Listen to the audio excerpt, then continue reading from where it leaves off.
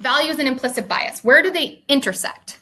So kind of we want to identify like what counts as behavior worth changing. As clinicians, we're constantly making treatment plans. We're doing assessments, right?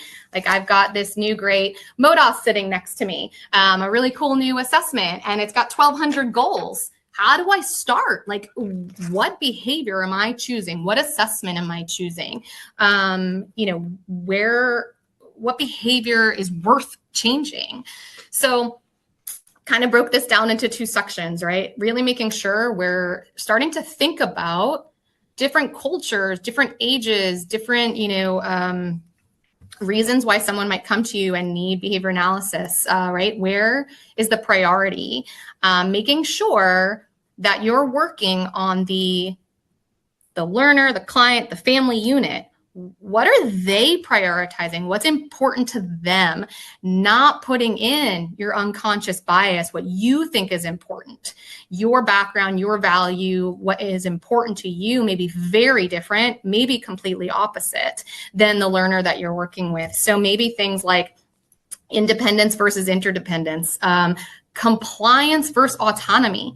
Think about that as a cultural kind of norm, if you will, where some cultures really prioritize compliancy, being part of the routine, being part of the group, following directions, not speaking up for yourself, not being able to say, I don't want to do that right now, right? Maybe not even being disrespectful, but really just being part of that unit, right? Versus autonomy of, hey, I don't want to do that right now. I need a break. No, thank you. Right? Like what voice are you giving that learner when you're making these behavior changes, these behavior goals, these targets? Are they appropriate in their cultural setting? Will they be reinforced or will they actually be punished? And recognizing what you're putting in there. Emotional expression, right? Versus emotional restraint. I am one that often gets in trouble for my eyebrows, right? Like you can read my emotions from my eyebrows. I'm very expressive with my emotions. I tend to be really loud and joyous. One of my kids also does that, right? Very full, if you will, full of expression. And sometimes that might get us in trouble, right? Depending on, what the context is, where's the behavior change, right? If you are working with maybe an adult learner that has a workplace environment that they're trying to, have some behavior change for themselves to be able to grow and learn, maybe they need more emotional restraint and not emotional expression. So what does that look like? What kind of goals and what's valuable for them. So making sure, again, like maybe we don't work on that thing in the mirror that says, show me a frightened face, right? Because we know we have those goals in there.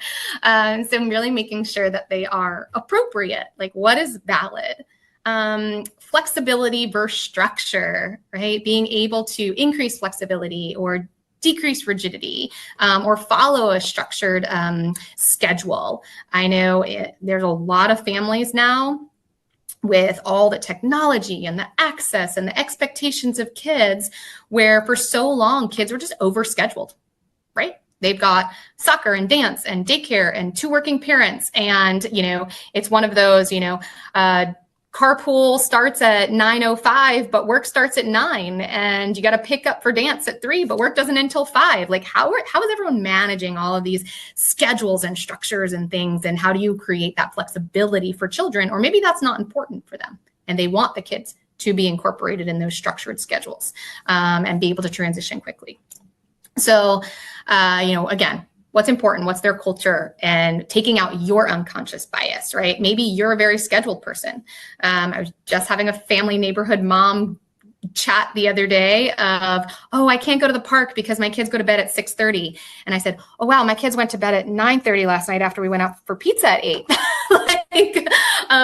What is that? What's important? What does that look like? And sometimes it's different for every family. And then not only looking at the different cultures and behaviors that might exist and different priorities, but what values are influencing your behavior goals, your assessment choice, your targets, right? what behaviors are you labeling as problematic? Are they a problem to you? Are they a problem to the parents? Are they a problem to the school? Are they a problem to the learner? Maybe, maybe not, right? And really, how are you labeling them? I'll foreshadow a little. We'll go into this a little bit later too with cultural differences and some examples, but like, are you labeling a 14-year-old that hits people as violent behavior or physical aggression, but a 3-year-old that hits people making body contact with others? How are you labeling it? I've often sat in IEPs and asked them, please take the word violence out. Violence is very different than physical aggression. How are you labeling these behaviors, which then thus label the learner? And what does that look like when other people then read that document and say, oh, this kid's violent? How are they walking in? How is that changing their unconscious bias toward that learner? So watch your labels. What's problematic? What is actually happening? Take out noncompliance. Noncompliance doesn't pass the dead man's test, and it creates unconscious bias toward that learner. Oh, they're going to be noncompliant, right? So what goals are being prioritized based on value? Whose values are being identified? What does independence look like? Independence is so different across, every family, every age, every culture. I've worked with families that choose to hand feed their children until they're 8, 9 years old because that is important and valuable in their community and culture. Where I'm from a background where I grew up where, kids are feeding themselves at 1, 2 years old with spoons and knives and forks. So, where are you moving toward? What independence are you moving toward? Yes, Matt. Thank you for monitoring the chat. Interesting comment in chat, especially as you were chatting about physical aggression. And Katie, I'm going to read your comment, so please feel free to expand on it as well for additional context. Katie said, I have a family that has expressed many issues with the term physical aggression, and I feel like we have flexibility with how we are labeling behaviors, but not as much flexibility with how we are defining behaviors for that student. And I think the follow-up point that I think about with this question is when I was a baby BCBA, I was taught make your behavior plan bad. Like when you submit to insurance, show that there is challenges and issues. And then I would turn around and tell the parents, hey, I wrote this very negatively. And now, I learned maybe alternative ways to do that. But I think that's such a common thought in our field because we're so often fighting insurance. So I'm curious on your thoughts on labeling behaviors, defining behaviors, things like that. Yeah, I cut out there for like maybe a sentence, but I've definitely got the gist of it. So yes, I also, as a baby BCBA and many appeals and peer reviews and live reviews with insurance, that level of how many conversations have I had with families that expect this behavior plan, this treatment plan to be your kid's worst day in their worst moment, right? Like everything's bad. It's not strength-based. Where in reality, I think it's really important to make sure that is replicable and people understand. So I've often talked about, what you're calling a behavior. I don't really care what it's called or labeled. I like to really make sure that the definition is replicable and everyone can identify what it means. So if we're talking about, oh no, did I lose you again? No, I got you. Okay, we're still here. Okay, I'm like getting a link back up ready on my phone just in case I need to hop in. So having that understanding of what is physical aggression, what is somebody just wrote like aggressive, right? Like being aggressive is even different than like that physical aggression, right? Talked about tantrum behavior versus dysregulated behavior. The actual operational definition might be exactly the same. What you're choosing to label it, I think, is very important to create and understand that most of our learners don't have intent to harm people. They don't have intent to hurt others. They're severely dysregulated. They're having a hard time. And how we're labeling it and understanding it, I think, is important. And to decrease, taking that ownership of decreasing other people's implicit bias of that learner. right? Identifying, like I used to work in group homes and we used to have to read all these crazy, charts and records of 20 years, 22 years for this kid. And, at 8 years old, they jumped out a window. So they're a flight risk. Like I've read that before. I'm like, they're 22 now. Have they done it again? Why did they do it that one time? They can never live on a second floor. Because they're 22 and at 8, they tried to jump out a second-story window because they put a cape on and they were pretending to be Superman is what it came down to, right? There was no intent to hurt themselves. There was no abstract understanding of getting hurt at 8. And they've never tried it again. So I again, like that. And I have somebody else. I like this, this kind of this chokehold. I'm reading half of it. My chat's taking a second to load. Katie responded and one clarified that it was the family was worried about the racial implications and assumptions of physical aggression. Exactly. And then also clarified, she said, I just don't know how to call a chokehold anything other than physical aggression open to suggestions.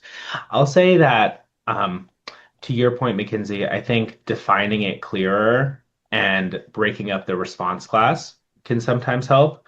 So like physical aggression by nature is a response class of multiple different behaviors. Typically when we define it, we'll say physical aggression in the form of hitting and slapping, right?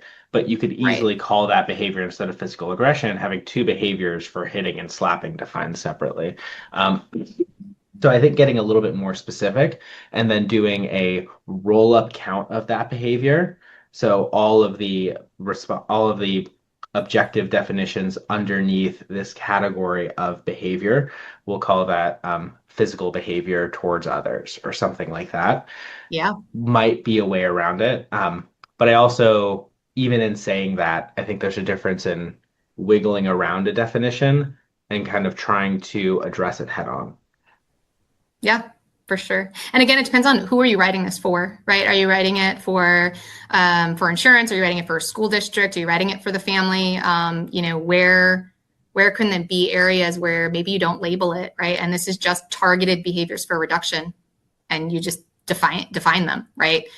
So placing hands on other people's necks has implemented with has ended and resulted with redness or, pressure, creating choking, what are the risks there? And trying to really identify what those look like.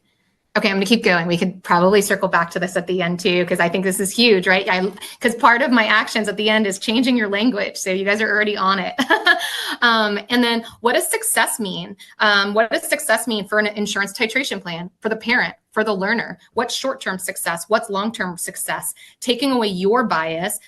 Maybe success is not mastering every box on the VB map. Maybe that's not success. Maybe that's your success. And really what is valuable? So some clinical reflections, some questions you can ask right away, kind of to start identifying values and implicit bias together. Whose values are driving the goal? Make sure it's not yours. Make sure it's the stakeholders, the learner. Where's this headed? Where's the end goal for this specific goal or target? And then which behavior is correct? Values are not correct or incorrect. They're not right or wrong. They're important for the person. So making sure there's alignment and there's not correctness, obviously with safety in mind. Obviously we want to increase safety, but continuing kind of making sure your correctness is taken out of it.